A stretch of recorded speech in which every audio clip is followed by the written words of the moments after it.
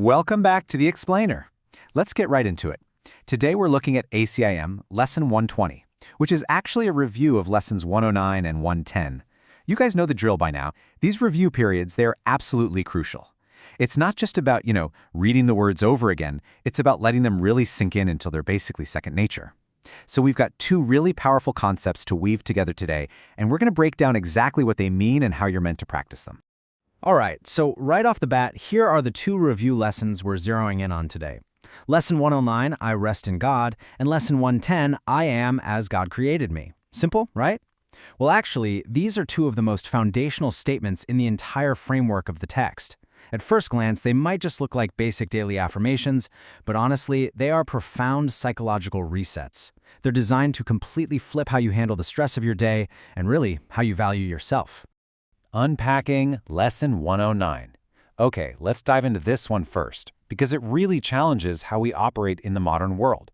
We're all so used to striving, pushing, kind of forcing things to happen, right?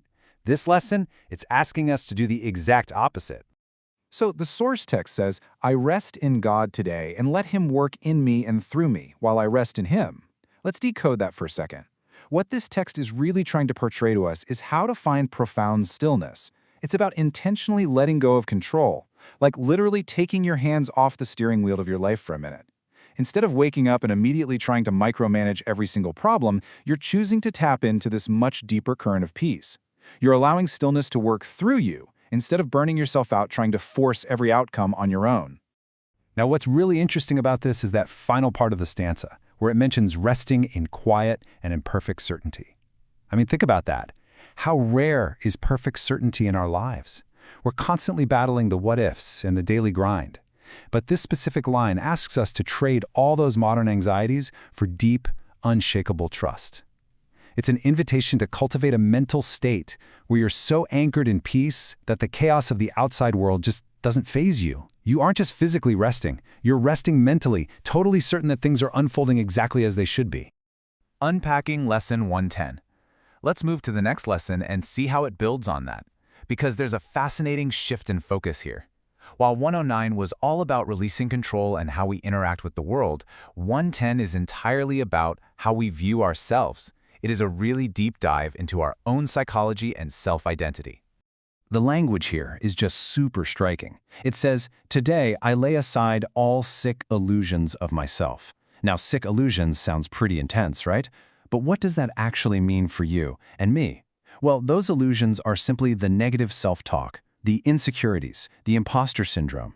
Basically, all the false masks we habitually wear to protect ourselves. It's that nagging belief that you aren't enough, or that you're somehow defined by your mistakes. The text is urging us to consciously strip away these false, negative self-identities.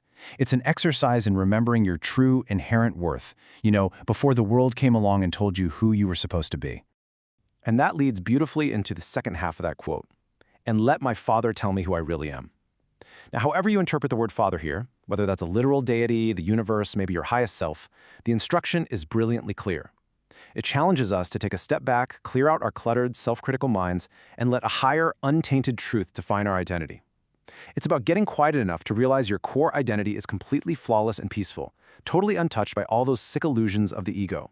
Your daily practice schedule. Okay, so we have these two monumental shifts in perspective, releasing control and reclaiming our true identity. But how do we actually make them stick? Well, the source material doesn't just leave us hanging with lofty ideas. It gives us a highly specific, structured roadmap for the day. Let's jump into the exact how-to. And this brilliantly illustrates the exact rhythm you're meant to carry throughout your day. First thing in the morning, you review both lessons deeply. Set the tone. Then, as you go about your business, you create this amazing cadence of mindfulness. Right at the top of every hour, you pause and tell yourself, I rest in God.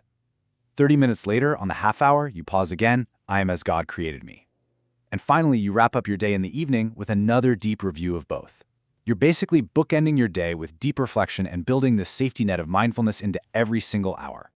Just to make sure we've got this fully locked in, here's a quick summary of how long and how many times you need to do this. You're doing a focused review twice a day, once in the morning, once in the evening. In between, you're engaging with the material over and over. If you're awake for 12 hours, that's 24 times. Once on the hour, once on the half hour. That frequency, it is 100% deliberate. It stops you from getting lost in the weeds of your daily stress because you literally have to pull your head above water every 30 seconds to remember what's actually real and important. So, the crucial point is this. Your entire goal for Lesson 120 is to internalize these two main statements. Let's cement them one last time. 109, I rest in God. 110, I am as God created me. Whenever you feel overwhelmed today, use that first one to just let go of control. And whenever you feel inadequate, use the second one to remember your true worth. They are your anchors. I want to leave you with this question to chew on. How will carrying this profound stillness and true identity into tomorrow transform your perspective? Just imagine moving through your workday, your relationships, whatever challenges you face, with that level of perfect certainty and unshakable self-worth. It's a real game changer. If you found this explainer helpful for your practice today, please make sure to hit that like button and subscribe to the channel so you never miss an explainer. We absolutely love breaking these concepts down for you. Thanks for hanging out and enjoy your practice today.